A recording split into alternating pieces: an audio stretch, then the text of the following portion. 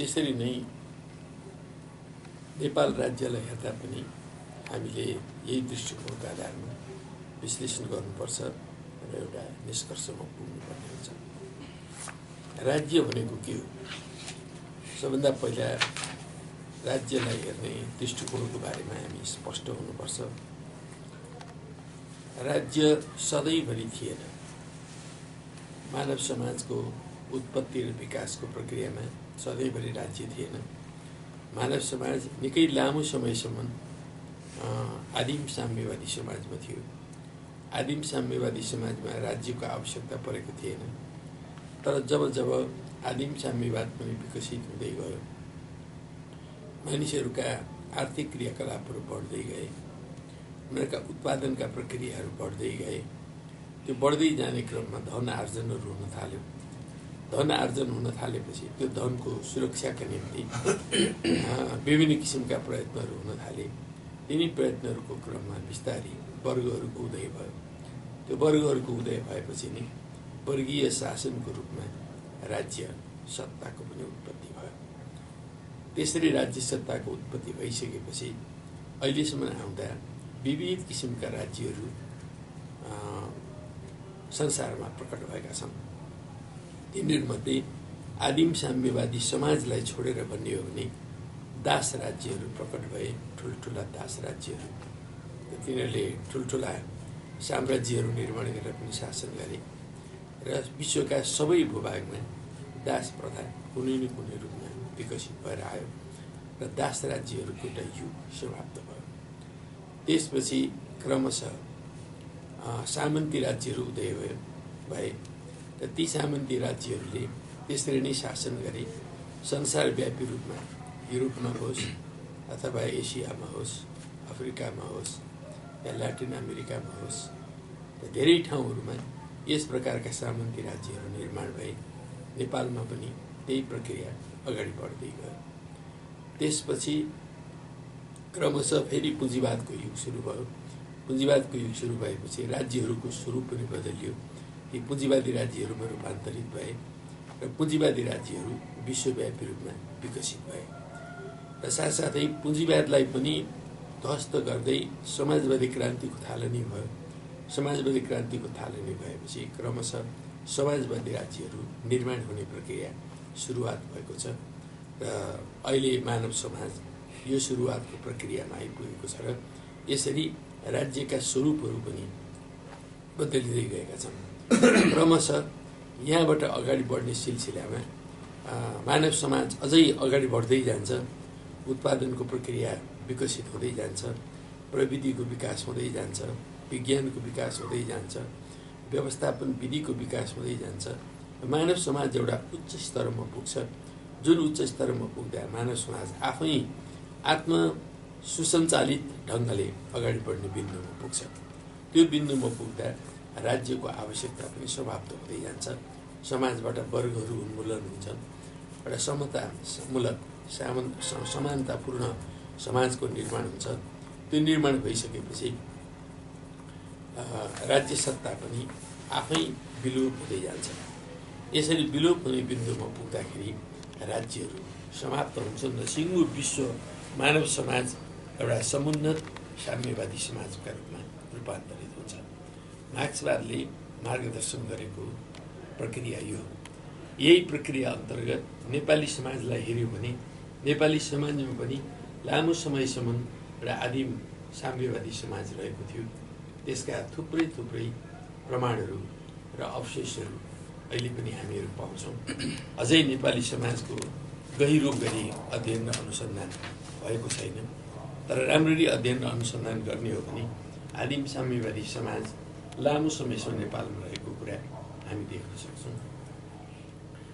त्यसका धेरै तथ्याङ्कहरू, धेरै तथ्यहरू अहिले बाहिर आइरहेको अवस्था छ। अनुसन्धान क्रमशः अगाडि बढ्दै गएको अवस्था छ र त्यसरी आदिम साम्यवादी समाज पनि रहेको थियो र त्यो क्रमशः टुट्दै गएर नेपाली समाजमा पनि दास प्रथा आयो, दास व्यवस्था सुरुवात भयो। यद्यपि कुन कालखण्डबाट कुन कालखण्डसम्म दास प्रथा रह्यो भन्ने कुरा अझै पनि अध्ययन र अन्वेषणको विषय छ। तर दास प्रथा यहाँ पनि रहेको थियो र त्यो दास प्रथा उठिसकेपछि अथवा वर्गीय समाज प्रकट भइसकेपछि नेपाली समाजमा पनि वर्गीय शासनको सुरुवात भयो र राज्यहरूको उत्पत्ति भयो र त्यस प्रकारका दास राज्यहरू रहेका थिए।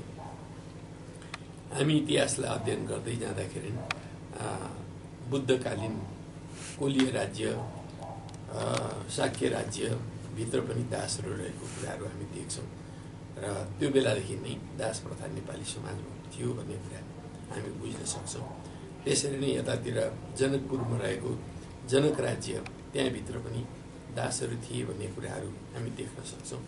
र त्यस बेलादेखि दास प्रथा नेपाली समाजमा रहेको थियो र त्यस बेलाका राज्यका चरित्रहरू दास राज्यका चरित्रहरूसँग धेरै हदसम्म मिल्दाजुल्दा छन्। त्यस पछाडि बिस्तारै नेपाली समाजमा सामन्तवादको उदय भयो।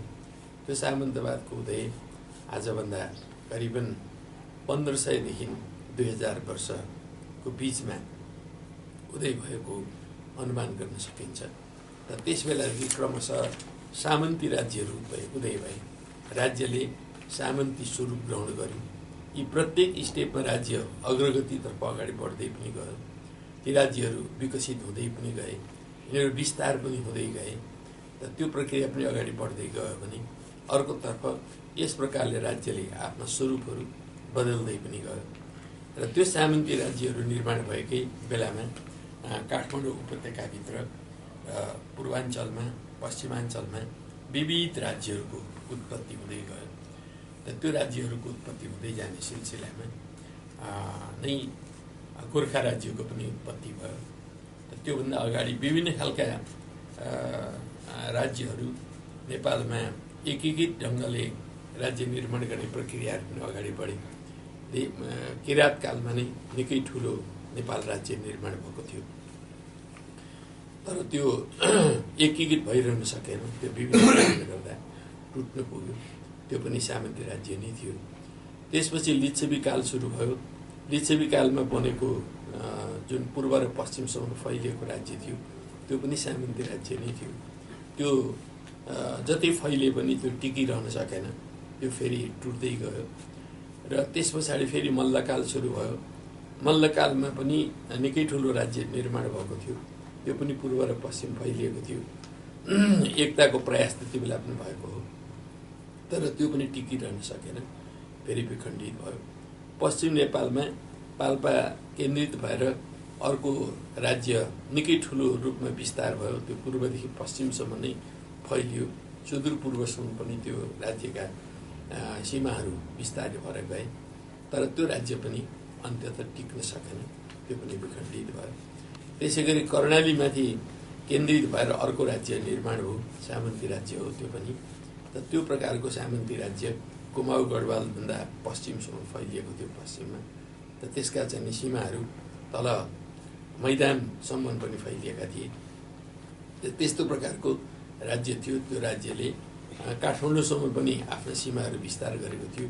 त्यही राज्यले काठमाडौँमा हमला गरेपछि उसले काठमाडौँमा एउटा मन्दिर बनायो जसको नाम काठमाडौँ हो। त्यो काठमाडौँ मन्दिर बनाएर नै आजको काठमाडौँको नामकरण भएको हो। त्यसो हुनाले यसरी सामन्ती राज्यहरू निरन्तर विस्तार हुँदै गए, विकसित हुँदै गए। त्यो विकसित हुँदै जाने सिलसिला आफ्नो ठाउँबाट अगाडि बढ्दै गयो। तर नेपालमा चाहिँ नि राज्यहरूको रूपान्तरण गर्ने राज्य आफै रूपान्तरित हुने प्रक्रिया पनि भित्री रूपमा उत्पादक शक्तिहरूको विकास र उत्पादन सम्बन्धको विकासको प्रक्रियाले हुँदै गयो। त्यस क्रममा जब आधुनिक उद्योग धन्दाहरू नेपालमा विकसित भए,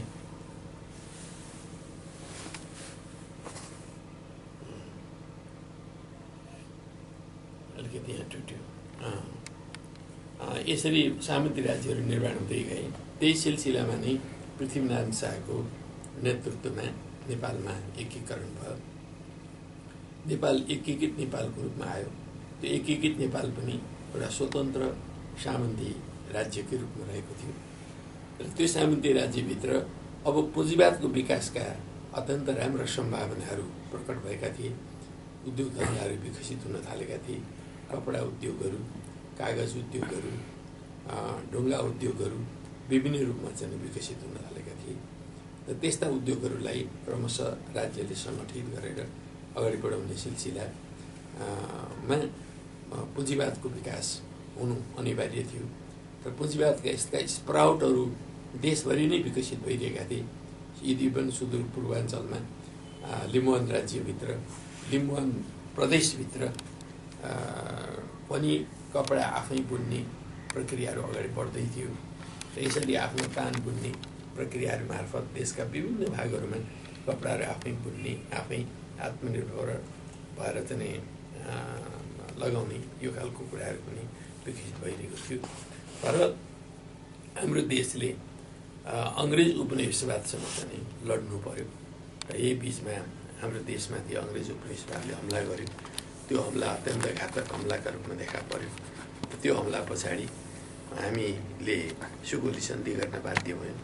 त्यो सुगोली सन्धि पछि नेपालमा बिस्तारै उपनिवेशवादको एउटा प्रभाव चाहिँ फैलिँदै गयो र नेपालमा आफैमा पुँजीवादको विकास हुने प्रक्रिया रोकियो। तर पछि गएर दोस्रो विश्वयुद्धको बेलाबाट मात्रै नेपालमा चाहिँ नि पुँजीवादको विकास सुरुवात भयो। आधुनिक उद्योग धन्दा आदिको रूपबाट यसको विकासको प्रक्रिया सुरुवात भयो र बिस्तारै नेपाल राज्य एउटा अर्ध सामन्ती राज्यको रूपमा रूपान्तरित भयो।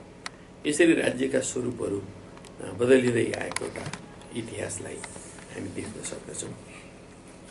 र त्यो क्रम 2006 सालमा आइसकेपछि जब नेपालमा एउटा नयाँ प्रकारको एउटा क्रान्तिको प्रक्रिया थालनी भयो सामन्तवादका विरुद्ध, र त्यो सामन्तवादका विरुद्धको क्रान्ति खास गरिकन 7 सालको क्रान्ति एउटा पुँजीवादी क्रान्ति नै हो।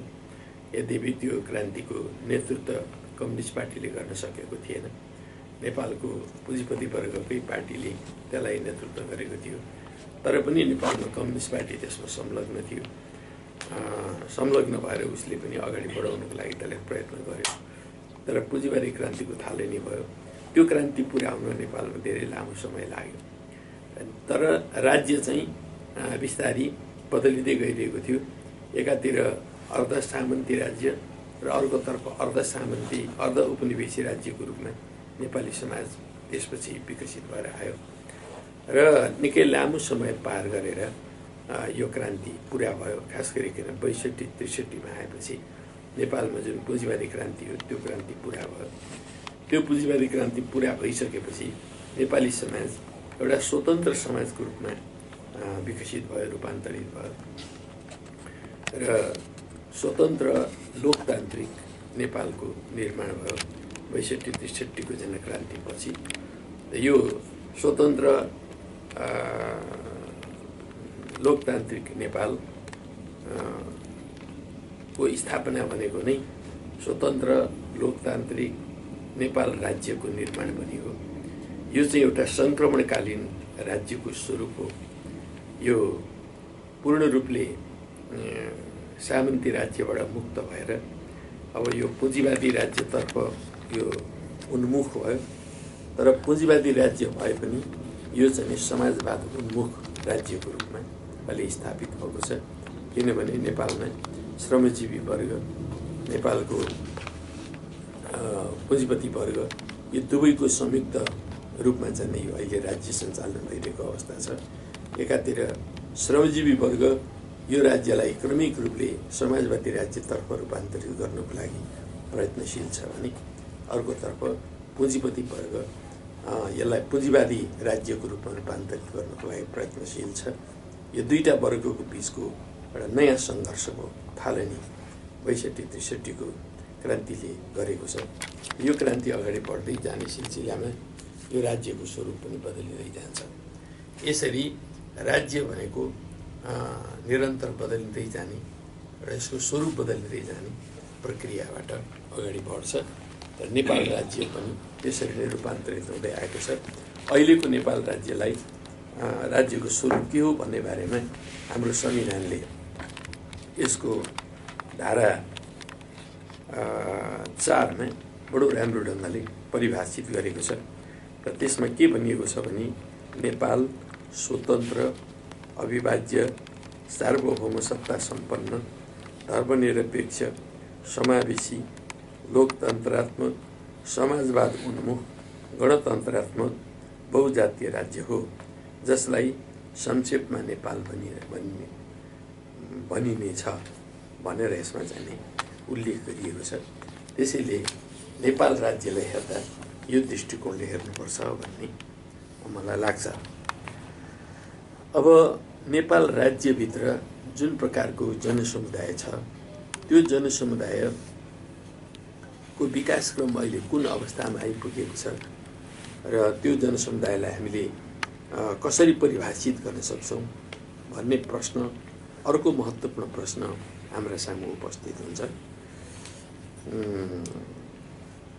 र यसरी यो राज्यभित्र रहेका जनसमुदायलाई हामीले हेर्दाखेरि यो जनसमुदायको विकासक्रम पनि राज्यको विकासक्रमसँगै अथवा समाजको उत्पादक शक्ति र उत्पादन सम्बन्धमा आएका परिवर्तन र रूपान्तरणहरूसँगै यो समाजको पनि विकास हुँदै आउँछ।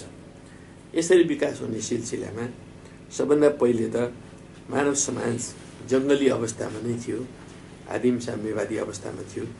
त्यो आदिम साम्यवादी समाजमा रहेको नेपाली समाज आफ्नै ढङ्गको एउटा विशेषता राखेर विकसित भइरहेको थियो।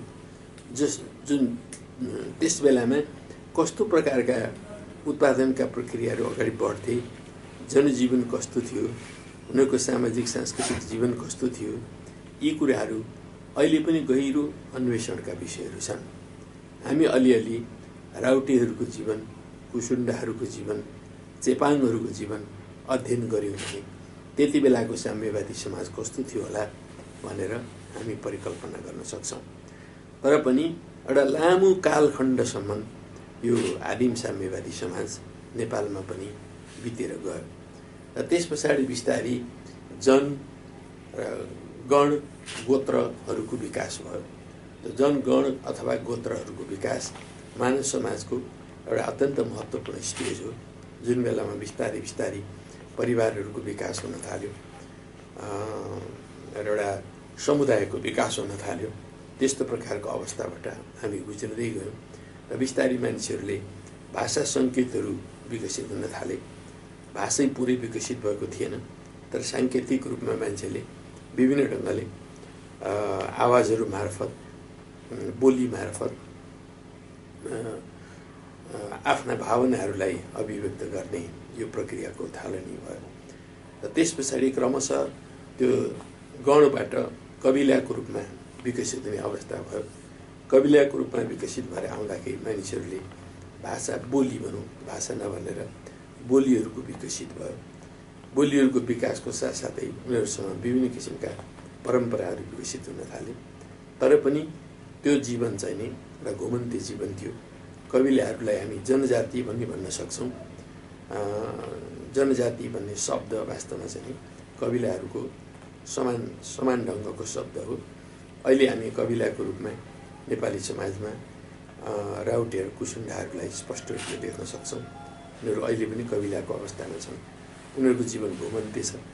उनीहरूसँग पनि आफ्नो भाषा हुन्छ, बोली हुन्छ, तर लिपिसिपी उनीहरूसँग केही पनि छैन, बोली छ। र उनीहरूको जनजीवन, उनीहरूभित्रका आफ्नै वेशभूषा, परम्पराहरू पनि विकसित भएका हुन्छन्। तर चाहिँ नि अब उनीहरूको जीवन अझै स्थिर जीवन विकसित भइसकेको हुँदैन। कबिलाहरूको जीवन त्यो ढङ्गले चाहिँ विकसित भइरहेको अवस्थामा हुन्छ। नेपाली समाजमा अहिले पनि कबिलाहरूको चाहिँ त्यस्तो खालको अवस्था हामी यो दुईटा जाति, दुईटा मानव समूहमा देख्छौँ भने चेपाङहरूमा पनि यसका अवशेषहरू धेरै छन्।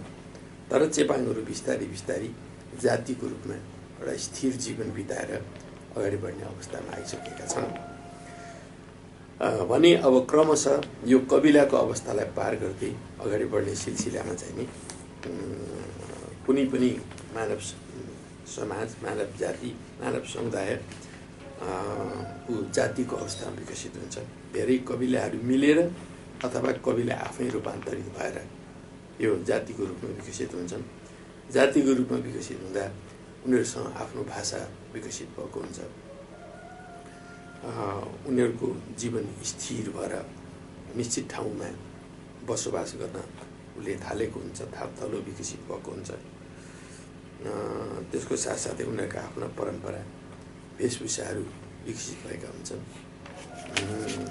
यसरी मानव समाज चाहिँ नि जातिको रूपमा विकसित हुन्छ। कबिला र जातिहरूको बिचमा छुट्याउने आधारहरू अलिक जटिल हुन्छन्। समाजहरू अगाडि बढ्दै जाँदाखेरि कतिपय बेलामा कबिला र जातिहरू छुट्याउनु गाह्रो हुन्छ। हाम्रो समाजमा अहिले पनि धेरै मानिसहरूलाई जनजाति भन्ने चलन चलाइएको छ। वास्तवमा जसलाई जनजाति भनिन्छ उनीहरू सबै जसो नै जातिको रूपमा विकसित भइसकेका छन्। हाम्रो देशमा जनजाति अथवा कबिला भन्नुपर्ने भनेको चाहिँ राउटेहरूको सुन्डा नै हुन्। चेपाङलाई त्यसमा संलग्न गर्न सकिन्छ होला जस्तो मलाई लाग्छ। तर त्योदेखि बाहेकका अरू सबै समुदायहरू जो 125 भन्ने गरिन्छ, त्यो 125 वटै समुदायहरू वास्तवमा नेपालमा रहेका जाति समुदायहरू हुन्। तर सबै इन्डिपेन्डेन्ट जाति हुन् कि होइन, यो बारेमा अझै अध्ययन भएको छैन। यसबारेमा पनि एउटा राष्ट्रिय आयोग निर्माण गरेर गहिरेर अध्ययन गर्न जरुरी छ, ताकि नेपालमा यतिवटा जाति छन् भनेर हामी खुट्याएर भन्न सकौँ। अहिले पनि जो 125 भनेर मानिएको छ, त्यो 125 भनेर मानिएका मानव समुदायहरू यथार्थमा चाहिँ नि जाति नभएर कतिपय जाति समूहहरू होलान्, कुनै एउटा अर्को जातिका अङ्गहरू हुन सक्छन्। र तिनीहरू चाहिँ भूगोलको कारणले, बसोबासको कारणले, विभिन्न ठाउँहरूमा अलग अलग बसोबासको कारणले मात्रै पनि उनीहरूको भाषाहरूमा, उनीहरूका केही रीतिरिवाजहरूमा आएका विभिन्नताहरूलाई देखेर उनीहरूलाई अलग जाति भनेर मानिएको हुन सक्दछ। तर चाहिँ उनीहरू के हुन् भन्ने कुराहरू एउटा अध्ययन र अनुसन्धानले खुट्याएर अहिलेसम्म पनि भनिएको छैन।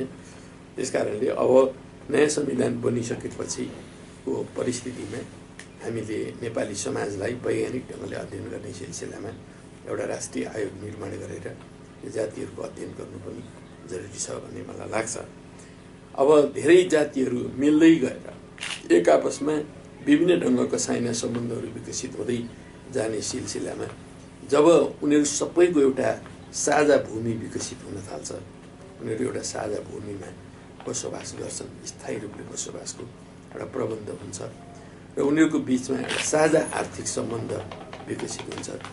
दोस्रो कुरा, त्यो साझा आर्थिक सम्बन्ध विकसित हुँदै जाँदा उनीहरूका एक आपसका आकाङ्क्षाहरू, मनोभावनाहरू इत्यादिहरू जोडिँदै जान्छन् र त्यही सिलसिलामा उनीहरूको साझा भाषाको विकसित हुँदै जान्छ। साझा भाषा, अनेक भाषाहरू हुन्छन्, अनेक भाषाहरूको बिचमा पनि एउटा भाषा, सबैले बोल्न सकिने भाषाको रूपमा साझा भाषा भएर विकसित हुँदै जान्छ। र जब उनीहरूको बिचमा साझा संस्कृति विकसित हुन थाल्दछ र साझा प्रकारका चाहिँ कार्यक्रमहरू इत्यादिहरू हुन थाल्दछन् र त्यसको साथसाथ एउटा साझा मनोविज्ञानको भावना विकसित हुन्छ। यी पाँचवटा कुराहरू विकसित हुँदै गएपछि यो पाँचवटा कुराहरूले बेष्टित गरेको जुन समुदाय हो, त्यो समुदाय चाहिँ एउटा राष्ट्रको रूपमा विकसित हुन्छ। यो संसारभरि जहाँसुकै पनि मानव समाज विकास हुने क्रममा चाहिँ देखा परेको फेनोमेना, परिघटना हो। नेपालमा पनि त्यही ढङ्गले समाज चाहिँ विकसित हुँदै आयो। विशेष गरेर नेपाल राज्य एकीकरण भएपछि र अङ्ग्रेजहरूका विरुद्ध लड्दै जाने सिलसिला अगाडि बढ्दै गएपछि नेपालका विभिन्न जातिका जनताहरू अथवा त्यति बेला जनजाति थिए भने पनि जनजाति, कबिलाहरू र जातिहरू सबै मिलेर एक आपसको चाहिँ अन्तर सम्बन्धहरू विकसित हुँदै गएर यी पाँचवटा आधारभूत सम्बन्धहरू पनि विकसित हुँदै गए। यो पाँचवटा सम्बन्धहरूले नेपालका विभिन्न अलग अलग मानव समूहहरूलाई एक आपसमा उन्दै लग्यो, एक आपसमा अन्तर सम्बन्धित बनाउँदै लग्यो, अन्तर्निर्भर पनि बनाउँदै लग्यो र उनीहरूभित्रका धेरै प्रकारका सम्बन्धहरू, सामाजिक सम्बन्धहरू, सांस्कृतिक सम्बन्धहरू विकसित हुँदै गए र उनीहरू एक आपसमा अन्तर्घुलित पनि हुँदै गए। त्यो क्रममा नेपाल राष्ट्रको विकास भएको छ र नेपाल राष्ट्र अझै पनि यो कन्सोलिडेसनको अवस्थाबाट गइरहेको छ। यस्तो प्रकारको अवस्थाबाट नेपाली समाज अगाडि बढिरहेको छ र नेपाली समाजमा भएका जति पनि जातिका जनताहरू हुन् ती सबै जनता मिलेर एक राष्ट्र बनेको छ। यो कुरोलाई पनि अहिलेको संविधानले बडो राम्रोसँगले परिभाषित गरेको छ।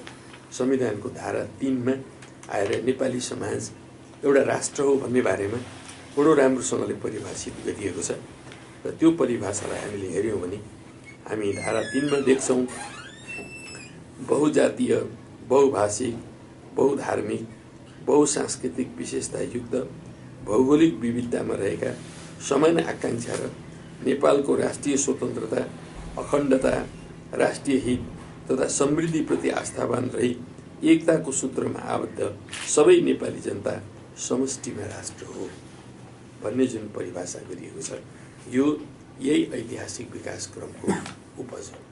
त्यसैले यो संविधान एउटा महत्त्वपूर्ण संविधानका रूपमा हाम्रा सामु रहेको छ भन्न हामी सक्छौँ। अब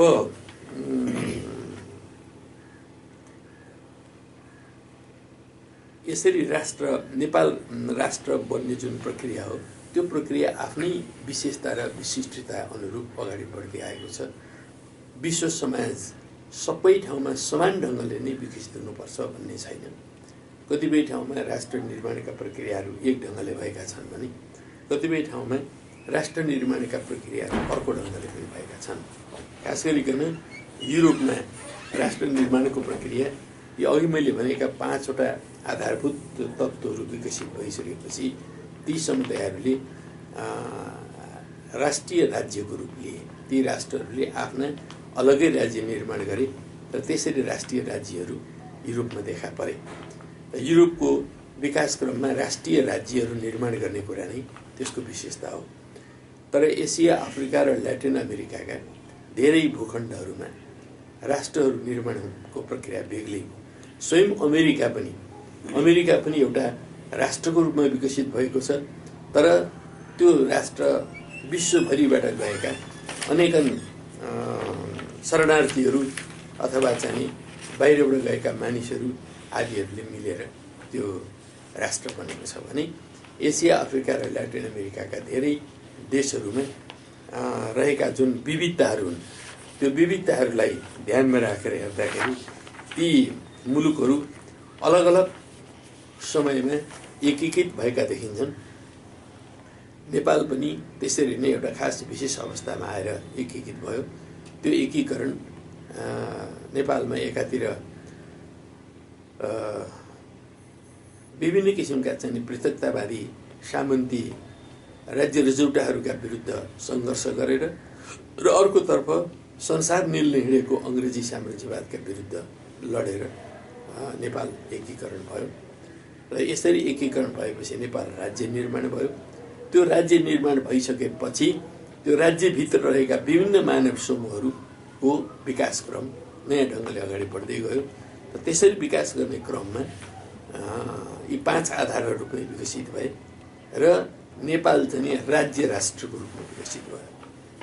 जसरी युरोपमा राष्ट्रिय राज्यहरू विकसित भए यहाँ चाहिँ राज्य राष्ट्र विकसित भयो अथवा एउटा राज्य पहिला बन्यो अनि त्यो राज्यभित्र भएका समुदायहरू एक आपसमा अन्तर्सम्बन्धित हुँदै हुँदै राष्ट्रको विकसित भएर यो चाहिँ राज्य राष्ट्रको रूपमा विकसित भएको छ। एसिया, अफ्रिका र ल्याटिन अमेरिकाका धेरै देशहरूमा राज्य राष्ट्रहरूको विकासको प्रक्रिया हामी देख्न सक्छौँ। त्यसरी नै नेपाल चाहिँ नि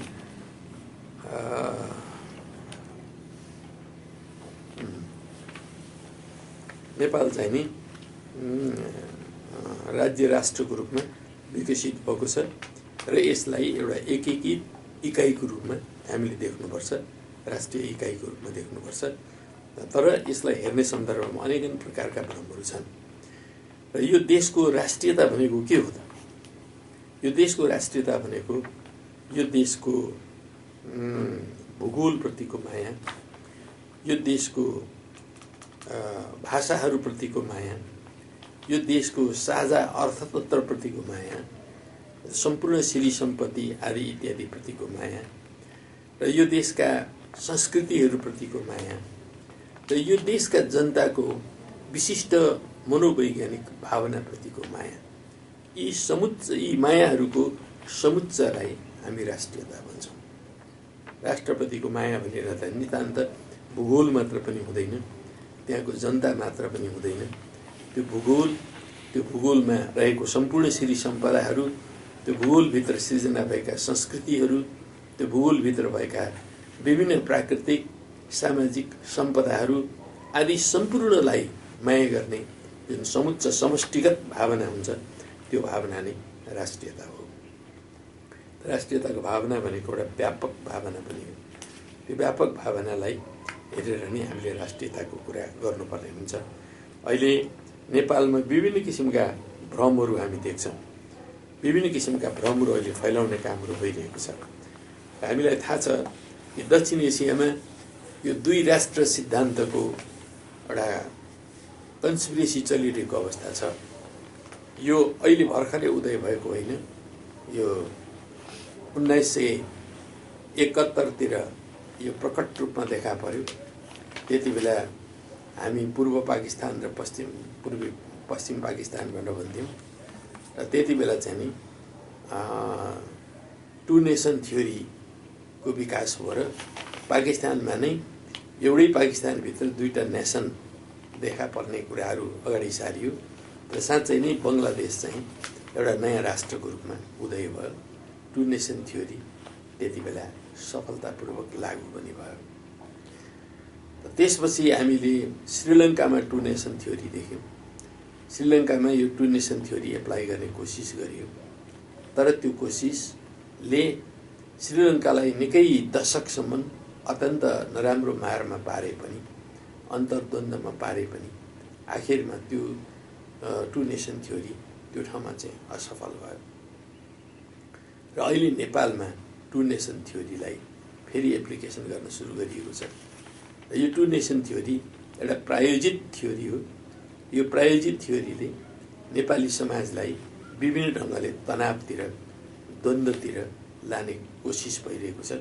यो बारेमा सम्पूर्ण नेपाली जनताले एकदमै सजग र सचेत हुन सक्नुपर्दछ र टु नेसन थ्योरीका विरुद्ध हामीले जुझ्न सक्नुपर्दछ। वास्तवमा नेपाल एउटा एकल राष्ट्र हो। त्यसैले समग्र रूपमा नै नेपाल एउटा राष्ट्र हो। त्यो राष्ट्रलाई विभिन्न ढङ्गले दुई राष्ट्रको रूपमा चाहिँ देख्ने यो सिद्धान्त नेपालको लागि अत्यन्त घातक छ। राष्ट्रिय एकतामाथि यसले घात सिर्जना गर्छ र त्यसरी नै अर्को पनि एउटा भ्रमात्मक कुराहरू एक बेलामा फैलिएको थियो। खास गरी संविधान सभाको पहिलो निर्वाचनपछि संसदभित्र एउटा अर्को पनि गलत धारणा आएको थियो। र त्यो गलत धारणा भनेको चाहिँ नि तीन राष्ट्रियताको थ्योरी हो। त्यसले के भन्थ्यो भने सिङ्गो मधेस एक राष्ट्र, अनि पहाड दोस्रो राष्ट्र र हिमाल तेस्रो राष्ट्र भन्ने गर्थ्यो। यो अर्को गलत अवधारणा हो। भूगोलको आधारमा मानिसलाई विभाजित गर्ने र उनीहरूलाई अलग अलग राष्ट्रका रूपमा खडा गर्ने यो थ्योरी आफैमा जनजीवनलाई कुण्ठित गर्ने, विभाजित गर्ने र समाजलाई विखण्डित गर्ने अत्यन्त घातक थ्योरीको रूपमा आयो। हामीले त्यति बेला नै त्यसको व्यापक खण्डन गर्यौँ र त्यसले कुनै ठुलो बजार पाउन सकेन, त त्यत्तिकै तुहिएर गयो। अहिले यसको यो तीन राष्ट्रको थ्योरी करिब करिब समाप्त भएको छ। अर्को बहुराष्ट्रियताको थ्योरी छ नेपालमा। त्यो बहुराष्ट्रियताको सिद्धान्त विशेष गरेर नेकपा माओवादीले अथवा माओवादी पार्टी जब विकसित भएर आयो त्यसले यो बहुराष्ट्रियताको सिद्धान्त लिएर आयो। त्यसले के भन्यो भने नेपाली समाजमा भएका सबै मानव समूहहरू अलग अलग राष्ट्रियता हुन्। त्यो अलग राष्ट्रियता भएको हुनाले उनीहरू सबैले आत्मनिर्णयको अधिकार पाउनुपर्छ र जातीय आत्मनिर्णयको अधिकार उनीहरूले पाउनै पर्ने अधिकार हो भन्ने प्रकारको चाहिँ नि विचार लिएर अगाडि आयो। यो अर्को अत्यन्तै घातक अवधारणा हो। यो अवधारणाले नेपाली समाजमा निकै गहिरो प्रभाव पारेको छ र धेरै मानिसहरूलाई यसले दिग्भ्रमित पनि बनाएको छ र नेपाली समाजको स्वाभाविक विकासलाई यसले विभिन्न ढङ्गले अवरोध खडा गरेको छ। त्यसो हुनाले यो बहुराष्ट्रियताको जुन सिद्धान्त छ यो सिद्धान्तको पनि हामीले डटेर खण्डन गर्नुपर्छ र यसको खण्डन पुगेकै छैन। जनसम्म व्यापक रूपमा राष्ट्रव्यापी रूपमा सबै समुदायभित्र यो कुराको खण्डन हामीले लिएर जान सक्नुपर्दछ। तब मात्रै वास्तवमा चाहिँ नि नेपाल एक राष्ट्र हो भन्ने कुरालाई स्थापित गरेर लिएर जान सकिन्छ, जुन चाहिँ नि यथार्थ हो। यो बहुराष्ट्रियताको थ्योरीसँग पनि हामीले जुझ्नुपर्ने हुन्छ। त्यसको साथसाथै अर्को पनि एउटा अवधारणा के छ भन्दाखेरि नेपालमा चाहिँ नि यो पहाडेले मधेसलाई चाहिँ नि उपनिवेश बनाएको छ भन्ने एउटा गलत अवधारणा पनि फैलाइएको छ। यो अर्को अत्यन्त घातक अवधारणा हो। पहाडले मधेसलाई अथवा एउटा भूगोलले अर्को भूगोललाई उपनिवेश बनायो भन्ने कुरा आफैमा एउटा उटपटाङ तर्क हो। नेपाली समाजमा कहिल्यै पनि यो पहाडले मधेसलाई उपनिवेश बनाएको पनि छैन र त्यो उपनिवेश बनाउने कुनै सन्दर्भ पनि छैन। पहाड चाहिँ पहाडमा चाहिँ पुँजीवाद स्थापना भएर त्यहाँ साम्राज्यवादी शासन व्यवस्था सुरुवात भएको भएर अनि तराई चाहिँ एकदमै पिछडिएको अवस्थामा रहेर त्यहाँका पिछडिएका राज्यहरूलाई हमला गरेर कब्जा गरिएको भए एउटा कुरा हुन्थ्यो। तर अहिले पनि पहाड र मधेसको समग्र विकासको प्रक्रियालाई हेर्ने हो भने मधेसभन्दा अहिले पनि पहाड पछाडि परेको छ। मधेसमा पूर्वाधारहरू व्यापक रूपले विकसित भइरहेका छन्। मधेसमा उद्योग धन्दाहरू ठुलो मात्रामा विकसित भएका छन्। मधेसमा सङ्गठित मजदुरहरूको सङ्ख्या ठुलो सङ्ख्यामा छ। यद्यपि अहिलेको नाकाबन्दीले यी सब ध्वस्त गर्दै लगेको छ। तर पहाडभन्दा तुलनात्मक रूपले मधेस धेरै अगाडि बढेको छ भन्ने कुरा कसैको आँखाबाट छिपेको छैन।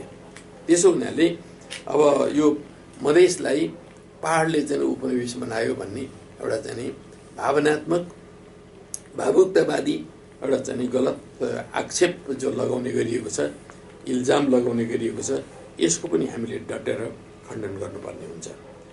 र अर्को पनि एउटा भ्रम के छ भन्दाखेरि यी नेपाली समाजमा पहाड र मधेस कहिले पनि एक थिएन।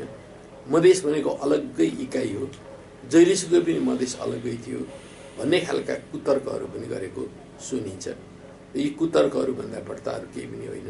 नेपालको ऐतिहासिक यथार्थभन्दा यी नितान्त भिन्न कुराहरू छन्। नेपालको ऐतिहासिक यथार्थलाई तपाईँले हेर्नुभयो भने हामी के देख्छौँ भने नेपाल एकीकरण हुँदा त हिमाल, पहाड, तराई यो तीनटै क्षेत्रहरू भएको नेपाल निर्माण भयो नै। एकीकरणभन्दा पूर्वका सानातिना रजौटाहरूलाई हेर्नुभयो भने पनि पहाड र मधेस सँगसँगै बसेका छन्, सँगसँगै उनीहरूको विकास भएको छ र हरेक राज्यमा ती सँगसँगै रहेका कुराहरू हामी देख्न सक्दछौँ। तपाईँले उदाहरणका निम्ति एकीकरणभन्दा पूर्वको विजयपुर राज्यलाई हेर्नुभयो भने जसको राजधानी धरानमा थियो, त्यो विजयपुर राज्यको मैदान पनि र पहाड पनि दुइटै थिए, दुइटै क्षेत्रहरू थियो र त्यो पहाड र मधेस दुइटै मिलेर बनेको राज्य थियो। लामो समयसम्म ती राज्यहरू रहे। त ती राज्यहरूभित्र पनि मधेस अलगै र पहाड अलगै भन्ने कुरा थिएन। तपाईँले दोस्रो उदाहरण लिन सक्नुहुन्छ, मकवानपुर पनि एउटा अलगै राज्य थियो त्यति बेला। त्यो मकवानपुर राज्यलाई हेर्नुभयो भने त्यसको पनि हेटौडादेखि लिएर धेरै तलसम्म मैदानी भूभाग पनि त्यसको चाहिँ राज्यमा पर्दथ्यो। त्यहाँ पनि पहाड र मधेस सँगसँगै बसेका थिए।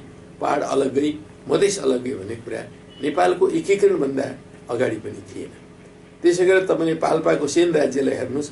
पाल्पाको सेन राज्यमा पनि मधेस पनि र पहाड पनि दुइटै मिलाएर चाहिँ नि त्यो राज्य निर्माण भएको थियो। र त्यो राज्यमा पनि पहाड अलग, मधेस अलग भन्ने कुरा थिएन। प्राचीन कालदेखि भन्ने हो भने पहाड र मधेस जहिले पनि सँगसँगै छन् र कुनै पनि राज्यमा सँगसँगै छन्। इभन हामीले चाहिँ नि कर्णालीको खस राज्यलाई हेऱ्यौँ भने त्यो खस राज्य कुमार गढवालसम्म पनि फैलिएको थियो। तराईको ठुलो भूभाग त्यसको चाहिँ अङ्ग पर्दथ्यो। त्यहाँ पनि हिमाल र पहाड छुट्याउन सकिने अवस्था थिएन। त्यसकारणले अहिले केही मधेसवादी नेताहरूले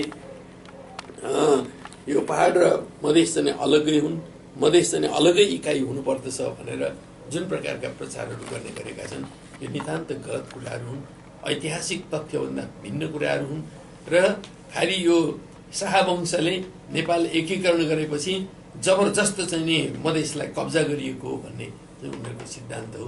त्यो गलत कुरा हो। त्यति बेलाका यो शाहवंशले नेपाल एकीकरण गर्नुभन्दा अगाडि पनि तराई मधेस भएका रजौटाहरू थिए, राज्यहरू थिए र ती प्रिन्सिपालिटिजहरू थिए। त्यस्ता राज्यहरू सबैलाई एकीकरण गरेर नेपाल एकीकरण भएको हो र प्राचीन कालदेखि हिमाल, पहाड र तराईका बीचको जुन अन्तर सम्बन्ध हो, घनिष्ठ सम्बन्ध हो, त्यसलाई एकीकृत नेपालले अझ उचाइमा ल्याएको छ र ती चिजहरू अभिन्न छन्। अहिले पनि हामी जुन ठाउँमा आइपुगेका छौँ 62-63 को जनक्रान्ति पछिको नेपालमा त झनै बढी मात्रामा हिमाल, पहाड र तराई एक आपसमा अन्तर्सम्बन्धित छन्, अन्तर्सम्बन्धित हुनुपर्दछ। अब हामी आधुनिक समाज निर्माण गर्ने दिशातर्फ अगाडि बढेका छौँ। यसमा तराईको योगदान, पहाडको योगदान, हिमालको योगदान, पूर्वको योगदान, पश्चिमको योगदान, सबै योगदानहरूलाई मिलाएर हामीले सिङ्गो राष्ट्रलाई अगाडि बढाउनु पर्ने हुन्छ र सिङ्गो राष्ट्र अगाडि बढ्छ र यो समृद्धितर्फ अगाडि बढ्छ। हामीले संविधान निर्माण गरेका छौँ। अब संविधान निर्माण गरिसकेपछि हामीले अगाडि बढ्ने बाटो भनेको समृद्धिको बाटो हो। त्यसैले अहिलेको अवस्थामा मधेसी मोर्चाले जुन प्रकारको मागहरू अगाडि सारिरहेको छ, आन्दोलनहरू गरिरहेको छ, यो सन्दर्भमा हामीले के कुरालाई स्पष्ट पार्नुपर्छ भन्दाखेरि हाम्रो देशमा धेरै समस्याहरू थिए लामो कालदेखि। राजनीतिक समस्या, आर्थिक समस्या, सांस्कृतिक समस्या, भौगोलिक समस्या, सामाजिक समस्या, विभिन्न खालका समस्याहरू हामीसँग थिए। अहिले पनि कतिपय समस्याहरू छन्। ती सबै समस्याहरूको समाधानको मूल बुट्टी भनेको चाहिँ संविधान हो, नयाँ संविधान हो। हामीले नयाँ संविधान निर्माण गरेका छौँ। 2007 सालबाट सुरुवात भएको पुँजीवादी क्रान्ति 62-63 आएर जब टुङ्गियो, यो लामो समय लागेर नेपालमा टुङ्गिएको छ। यो टुङ्गिएपछि जुन उपलब्धिहरू नेपाली समाजले प्राप्त गरेको छ त्यो उपलब्धिहरूको समष्टिगत रूप भनेको अहिलेको संविधान हो। त्यसो हुनाले यो संविधानले समस्या समाधानको मूल बाटो प्रष्ट पारेको छ, रोडम्याप अगाडि सारेको छ। यही रोडम्यापका आधारमा तराई मधेसका समस्याहरू पनि समाधान हुनुपर्छ, पहाडका समस्या पनि समाधान हुनुपर्दछ, पूर्व पश्चिमका सबै समस्याहरू पनि समाधान हुनुपर्दछ। हामीले तराईका जनसमुदायहरूले पाउनै पर्ने जुन हकहरू त्यो यो संविधानमा सुस्पष्ट बनाएका छौँ। हामीले यो संविधानमा सम्पूर्ण जनताका हक अधिकारलाई सुस्पष्ट बनाएका छौँ। महिलाहरूका हकहरू के हुन्, जनजातिका हकहरू के हुन्, तराई मधेसका हकहरू के हुन्, अरू विभिन्न अल्पसंख्यक जातिहरूका हकहरू के हुन्, थारूका अथवा चाहिँ नि मुस्लिमका हकहरू के हुन्, यो सबै कुराहरूलाई हामीले यो संविधानमा सुस्पष्ट बनाएका छौँ। त्यसो हुनाले यी हक अधिकारहरूको जनसमुदायमा हामीले व्यापक रूपले प्रचार प्रसार गर्नुपर्छ र ती हक अधिकारहरूको उपभोग गर्ने वातावरण हामीले बनाउनु चाहिँ अहिलेको मुख्य कुरा हो। अहिले तराई मधेसमा उठेका जुन चाहिँ मागहरू छन् ती मागहरूलाई लिएर अहिले आन्दोलनै गर्नुपर्ने कुनै आवश्यकता र औचित्य छैन। अहिले पछिल्लो कालमा उहाँहरूले अगाडि सारेका जुन मागहरू छन् ती मागहरूमा पनि 11वटा सूत्र जो भनिएको छ ती 11 सूत्रमा खासै नयाँ अन्तर्तत्व केही छैन। अहिले 3-4वटा मागहरू बढी मात्रामा चर्चामा आएका छन्। त्यसमध्येमा समावेशिताको कुरा, यो संविधानले अनेकन ठाउँहरूमा समावेशितालाई स्वीकार गरेको छ र हामीले नेपाली समाजको विकास क्रममा समावेशितालाई एउटा चाहिँ अस्थायी फिनोमेनाकै रूपमा किन नहोस् यसलाई स्वीकार गरेर जानुपर्छ भनेर स्वीकार गरेका छौँ। समावेशितालाई यो संविधानले मानेको छ। त्यसलाई अझै कतै प्रश्न पार्नु पर्नेछ भने त्यो प्रश्न पार्नको लागि पनि कुनै समस्या चाहिँ छैन, पहिलो कुरा। दोस्रो कुरा, समानुपातिक प्रतिनिधित्वको कुरा गरिएको छ र निश्चित क्षेत्रमा सामाजिक न्यायको क्षेत्रमा यसलाई हामीले चाहिँ समानुपातिक प्रतिनिधित्व गराउने कुराहरूलाई पनि स्वीकार गरेकै छौँ। यो संविधानले स्वीकार गरेको छ। त्यसलाई अझै प्रश्न पार्नुपर्छ भने त्यो प्रश्न पार्ने कुराहरू पनि हामीले गरेकै छौँ। तेस्रो कुरा भनेको अब निर्वाचन क्षेत्रहरूलाई जनसङ्ख्याको आधारमा गर्नुपर्छ भन्ने माग छ। यो जनसङ्ख्याको आधारमा गर्नुपर्छ भन्ने कुरा आम कुरा नै हो। नेपालमा पनि जनसङ्ख्याकै आधारमा हुन्छ, तर भूगोल पनि अर्को महत्त्वपूर्ण कुरा हो। भूगोललाई बिल्कुलै छोडेर चटक्कै बिर्सिएर अनि खालि जनसङ्ख्याको आधारमा मात्रै प्रतिनिधित्व गराउनुपर्छ भन्ने कुरा चाहिँ कहीँ पनि लागू हुँदैन। त्यो नेपालमा मात्रै लागू नहुने होइन, संसारका कुनै पनि देशमा लागू हुँदैन। स्वयं छिमेकी देश भारतमा मात्रै हेऱ्यौँ भने पनि त्यस्तो कुरा लागू भएको हामी देख्दैनौँ। छिमेकी देशलाई एकछिन हेरेर हामीले यसको विश्लेषण गऱ्यौँ भने छिमेकी देशमा भारतमा सिक्किम छ। सिक्किममा 2-2.5 लाख जनसङ्ख्या छ। त्यो 2-2.5 लाख जनसङ्ख्यामा पनि एउटा निर्वाचन क्षेत्र बनाइएको छ र सांसद त्यहाँबाट पनि निर्वाचित हुन्छन्। तर उत्तर प्रदेश, बङ्गाल, बिहार जस्ता कतिपय ठाउँहरूमा 30 लाखभन्दा बढी जनसङ्ख्यामा एउटा निर्वाचन क्षेत्र बानिएको छ र एउटा सांसद निर्वाचित हुन्छ। तर चाहिँ नि सिक्किममा त्यस्तो छ। त्यसै गरी गोवामा पनि र थोरै जनसङ्ख्यामा एउटा सभासद निर्वाचित हुन्छ। अन्डमान निकोबार आइल्यान्डमा पनि त्यस्तै हुन्छ। भनेपछि भारतले पनि भूगोललाई पनि प्रतिनिधित्व गराउनु खोजेको कुरा हो। र संसारका सबै देशहरूमा निर्वाचनको प्रणालीलाई स्थापित गर्दाखेरि भूगोल र यो जनसङ्ख्या दुवैलाई हेर्ने गरिएको छ र हामीले पनि यहाँ यी दुईटै कुरालाई हेर्नुपर्छ र प्रतिनिधित्व प्रणाली त्यो ढङ्गले स्थापित गरेर लानुपर्छ भन्ने कुरामा करिब करिब अधिकांशको सहमति छ। मधेसका दलहरूले पनि यसमा सहमति गर्नुपर्छ भन्ने मलाई लाग्छ। अब जहाँसम्म चौथो कुरा छ सीमाङ्कनको कुरा। सीमाङ्कनको कुरा गरिरहँदाखेरि अहिले कस्तो अवस्था देखिन्छ भने पहिले मधेसवादी आन्दोलनकारीहरू सिङ्गो मधेसलाई एउटा प्रदेश बनाउनुपर्छ भन्ने माग राखेका थिए। हामीले संविधान सभाको पहिलो संविधान सभामा यो सवालमा व्यापक बहस गर्यौं र हाम्रो पार्टी नै त्यो पार्टी हो जसले एक मधेस एक प्रदेश भनेको यो राष्ट्रलाई खण्डित विखण्डित गर्ने माग हो। यो कुरा हामीले पूरा गर्न सक्दैनौं, स्वीकार गर्न सक्दैनौं भनेर यसको दरो गरी र दृढतापूर्वक यसको खण्डन मण्डन गर्ने काम गर्यो र त्यसले गर्दाखेरि एक मधेस एक प्रदेशको अवधारणा अब करिब करिब समाप्त भएको छ र अहिले आएर त्यसलाई एक मधेस दुई प्रदेश बनाउने अर्को प्रयत्न चलाइराखिएको छ। यो दुई मधेस प्रदेश बनाउने कुराहरुमा पनि चितवनदेखि पूर्व झापासम्म एउटा, चितवनदेखि पश्चिम कञ्चनपुरसम्म अर्को बनाउने खालको जुन प्रयत्न भइरहेको छ यो त्यही एक मधेस एक प्रदेशकै नयाँ संस्करण बाहेक अरु केही पनि होइन।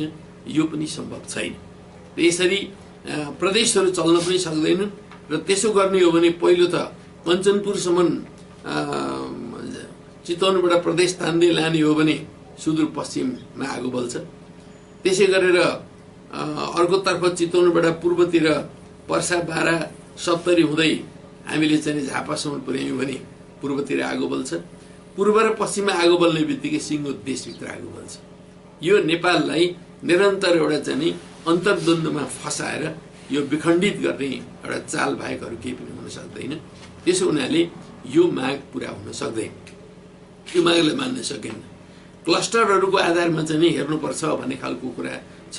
क्लस्टरहरूको आधारमा प्रदेशहरू निर्माण गर्ने अवधारणा नै गलत अवधारणा हो।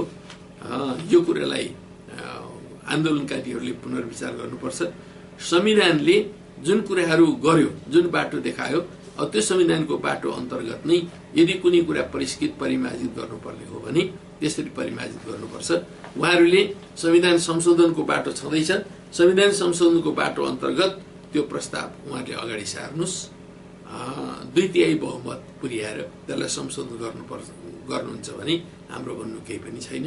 त्यसरी संशोधन हुन्छ। 2/3 बहुमतले मात्रै अब संविधानमा तलमाथि पनि हुन्छ, परिवर्तन पनि हुन्छ, संशोधन पनि हुन्छ। त्यो कुरालाई मानेर जानुपर्छ र अब हामी सबैले संविधानलाई सर्वोपरि राखेर संविधान मार्फत समस्याहरूको समाधान गर्ने काम मार्फत हामी अगाडि बढ्नुपर्छ।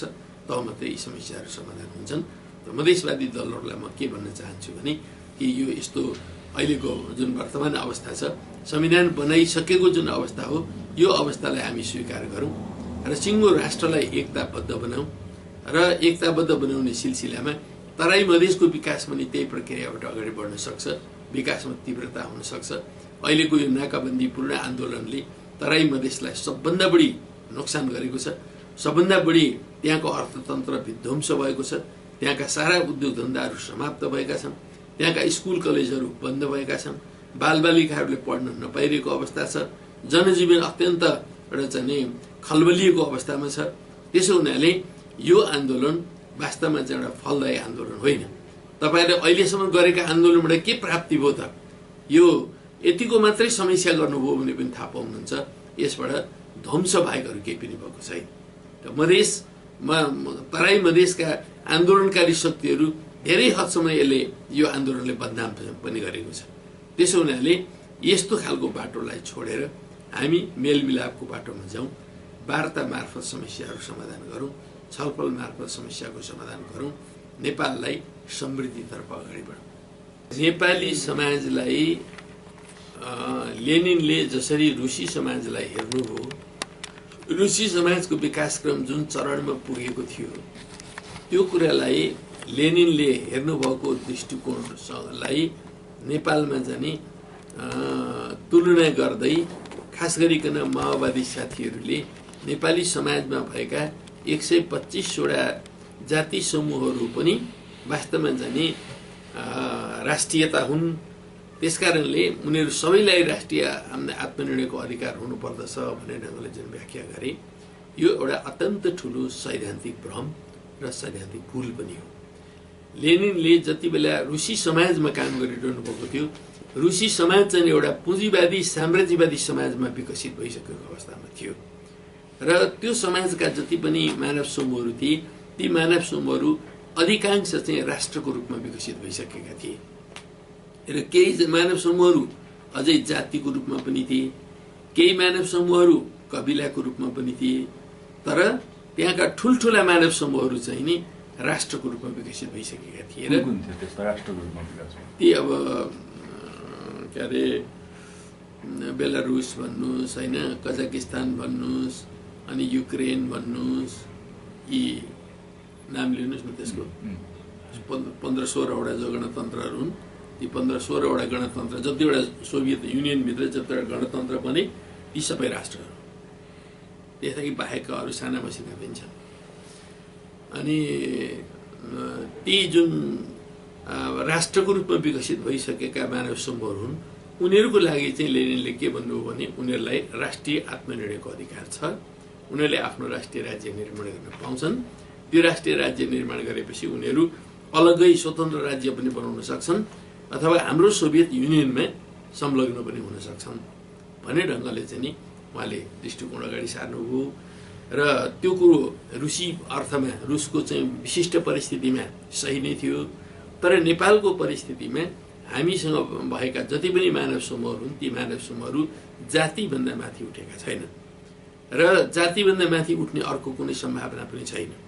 उनीहरू जातिकै अवस्थामा हुँदाखेरि सबैले मिलेर नेपाल चाहिँ नि नेपालको भूभागलाई आफ्नो साझा भूभागको रूपमा, नेपालको अर्थतन्त्रलाई आफ्नो साझा अर्थतन्त्रको रूपमा र साझा भाषा नेपाली भाषाको रूपमा र साझा संस्कृति को कुरालाई पनि स्वीकार गरेको र साझा मनोवैज्ञानिक भावना यहाँ विकसित भइसकेको हुनाले अब नेपालमा रहेका कुनै पनि जातिहरू अलग्गै अर्को स्वतन्त्र राष्ट्रको रूपमा विकसित हुने सम्भावना छैन।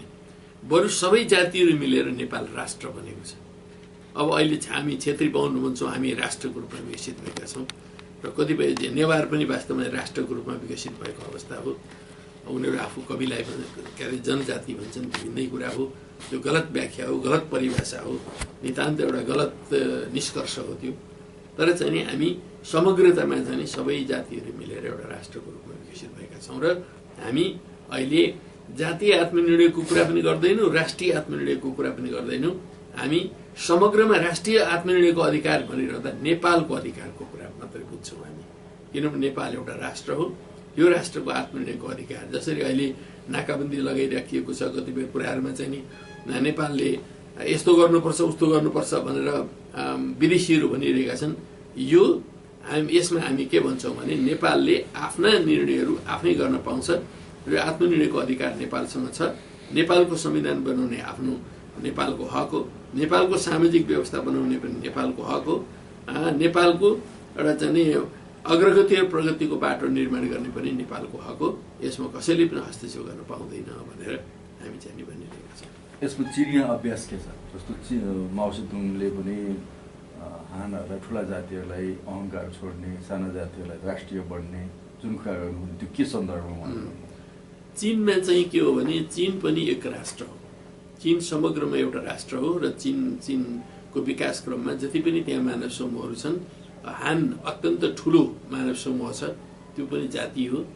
र अरू जति पनि त्यहाँनिर अल्पसङ्ख्यक जातिहरू छन्, ती अल्पसङ्ख्यक जातिहरू भनेका पनि जातिको चरणमा छन्।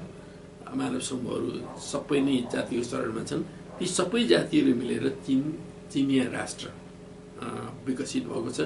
तर चिनिया राष्ट्र विकसित भए पनि त्यो समाजलाई एउटा राम्रो हार्मोनीका साथ विकसित गर्नको लागि, एउटा एक आपसमा राम्रो सुसम्बन्ध गरेर विकास गर्नको लागि चीनको चाहिँ विशेषता अनुरूप एउटा जाति चाहिँ 93% भएको र अरू करिबन 55-56वटा जाति चाहिँ थोरै 6-7% मात्र रहेको अवस्थालाई ध्यानमा राखेर ठुलो जातिले अहङ्कारवाद त्याग्नुपर्छ र सानो जातिले संकीर्णतावादलाई त्याग्नुपर्छ र हामीले चाहिँ एक आपसमा एकदमै हार्मोनियस सम्बन्ध कायम राखेर विकास गर्नुपर्छ भन्ने कमरेड माओ सेतुङको दृष्टिकोण हो।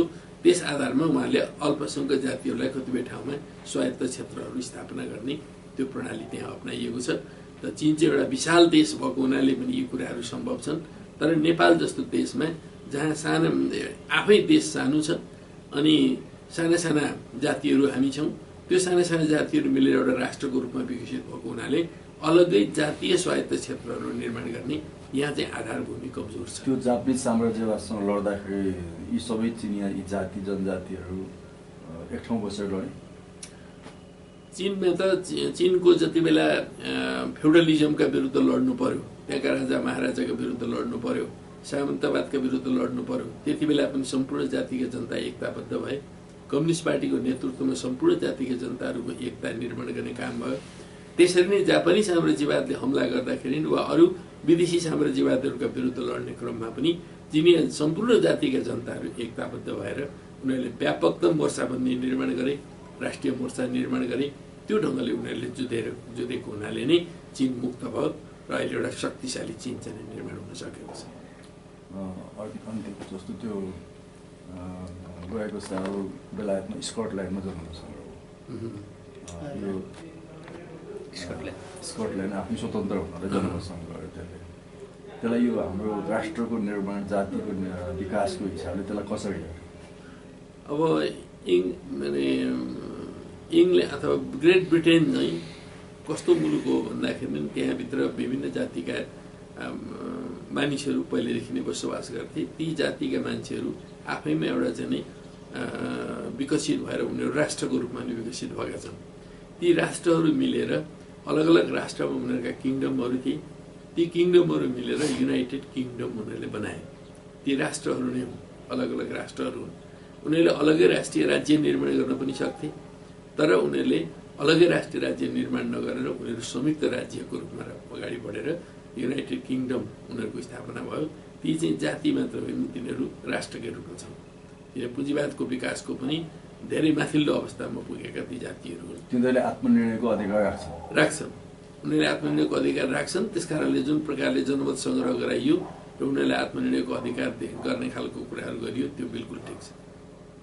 के अफ्रिकन उदाहरण के छ? अब अफ्रिकाभित्र चाहिँ अफ्रिकाका अधिकांशै देशहरू भनेको विकासमान मुलुकहरू हुन्। ती विकासमान मुलुकहरू उनीहरूभित्रका जति पनि विविधताहरू छन्, ती विविधताहरू एउटा चाहिँ ऐतिहासिक विकासको चरणमा हेर्दाखेरि उनीहरू पुँजीवादमा उठिन सकेका र पुँजीवाद उन्मुख भएको अवस्थाबाट अगाडि बढिरहेका छन्। अहिले जसरी नेपाल चाहिँ नि एउटा खास सङ्क्रमण कालबाट अगाडि बढिरहेको छ, अफ्रिकाका कैयौँ मुलुकहरू त्यस्तै सङ्क्रमण कालमा छन् र ती राज्यहरू बहुजातीय राज्यहरू छन्। अधिकांश राज्यहरू बहुजातीय राज्यहरू छन् र ती राज्यहरूमा रहेका मानव समूहहरू जातिको स्वरूपमा छन् र ती राज्यहरू चाहिँ राज्य राष्ट्रको रूपमा विकसित भइरहेको अवस्था छ। ल्याटिन अमेरिकाको पनि त्यही हो। अलिअलि ल्याटिनको ल्याटिन अमेरिकामा पनि जस्तो ल्याटिन अमेरिकाको कस्तो देखियो भने अब पोर्चुगिजहरूको साम्राज्य थियो, स्पेनिसहरूको साम्राज्य थियो, थुप्रै साम्राज्य थियो नि लामो समय। त्यसले गर्दा त्यहाँको स्थानीय भाषाहरू नै लगभग कोल्याप्स भयो। लगभग पोर्चुगिज भाषा नै तिनीहरूको चाहिँ लगभग ल्याटिनको भाषा भएका छ। यो सन्दर्भ ल्याटिन अमेरिकामा धेरै लामो समय अगाडिदेखि रेड इन्डियनहरू अब यता के अरे आर्यनहरू र अन्य विभिन्न जातिका प्रजातिका मानिसहरू त्यहाँ गएर बसोबास गरेर एउटा विविधतापूर्ण सोसाइटी विकसित भएको भए पनि त्यसलाई विभिन्न खाले युरोपियन साम्राज्यवादीहरूले कब्जा गरे। स्पेनिस साम्राज्यवादले र अन्य विभिन्न पोर्तुगिज साम्राज्यवादले उनीहरूलाई चाहिँ कब्जा गर्ने काम गरे र त्यसका विरुद्ध उनीहरूले लड्नु पर्यो। त्यो साम्राज्यवादका विरुद्ध लड्ने क्रममा त्यहाँका जातिका जनताहरूमा पनि एकता कायम हुँदै गयो र त्यो एकताले नै उनीहरूले साम्राज्यवादलाई धपाए र त्यस पछाडि जो स्वतन्त्र राज्यहरू निर्माण भएका छन् ती स्वतन्त्र राज्यहरूमा पनि रहेका मानव समूहहरू वास्तवमा जातिको रूपमा नै छन् र उनीहरूले त्यहाँ पनि राज्य राष्ट्र निर्माण गर्ने र राज्य राष्ट्रहरू विकसित हुने प्रक्रिया विकसित भएको छ। एकचोटि संयुक्त राष्ट्र सङ्घको एउटा चाहिँ यो ह्युमन डेभलपमेन्टले एउटा राम्रो रिपोर्ट निकालेको थियो राष्ट्र राज्यहरूको निर्माण कसरी भइरहेको छ भन्ने। त्यो पनि रेफरेन्सको रूपमा हामीले खोजेर हेऱ्यौँ भने राम्रो हुन्छ। हामीले हाम्रो देशको राष्ट्रिय एकतालाई निर्माण गर्नको लागि राष्ट्रियताको झन्डालाई माथि उठाउनुपर्छ र आर्थिक समृद्धिको झन्डालाई माथि उठाउनुपर्छ र राष्ट्रिय एकतालाई दह्रो बनाउने कुराहरू नै हामीले चाहिँ गर्नुपर्ने हुन्छ र त्यही आधारमा हामीलाई कसरी साम्राज्यवादले फुटाउँछन् त फुटाउने उनीहरूको उद्देश्य के हो त्यो उद्देश्यलाई भण्डाफोड गर्नुपर्ने हुन्छ। त त्यसरी नै हामीले जनतालाई एकताबद्ध बनाउनुपर्छ। राष्ट्रिय एकताको आवश्यकता किन हो भनेर हामीले बुझाउन सक्नुपर्छ र त्यसरी एकताबद्ध बनाएर नै साम्राज्यवाद षड्यन्त्रहरूलाई चिर्दै जान सकिन्छ।